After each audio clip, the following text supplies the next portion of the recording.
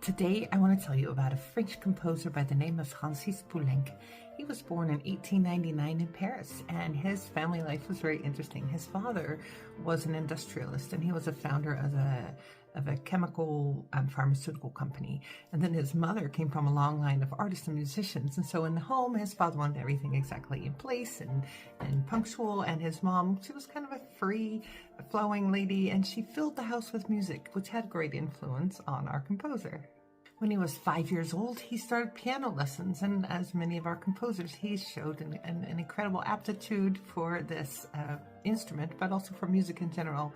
And his mother made sure that he heard all the greats, and she filled the house with Chopin and Schumann and all the greats like that.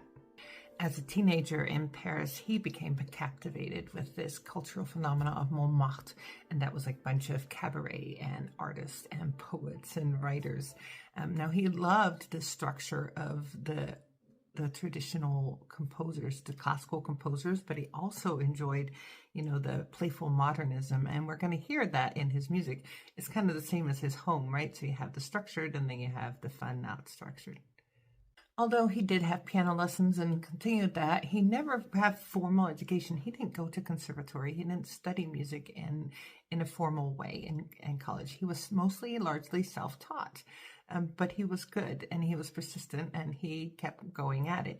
He also learned a lot from his friends. He had friends that were composers. One of them was named Eric Satie. I did a video about him a little while back.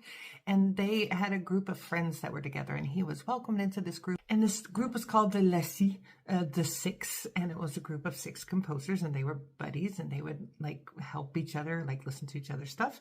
And it was French composers that were dedicated to creating fresh and modern and very distinct French music. Now, in the 1920s and 30s, he was one of the best-known young composers of France. The audience loved his playful freshness and the humor in his music, but also you could hear the foundation of a solid classical music foundation.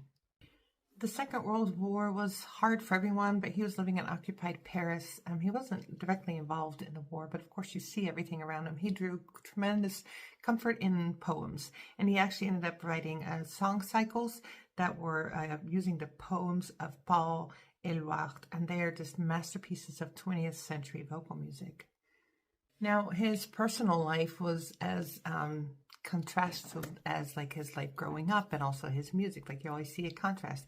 Part of him, he was known for his humor, he was known for his generosity and his kindness. He loved parties, he loved the Paris nightlife, but also there were periods of great melancholy and just inner conflict that he had to deal with. Now, he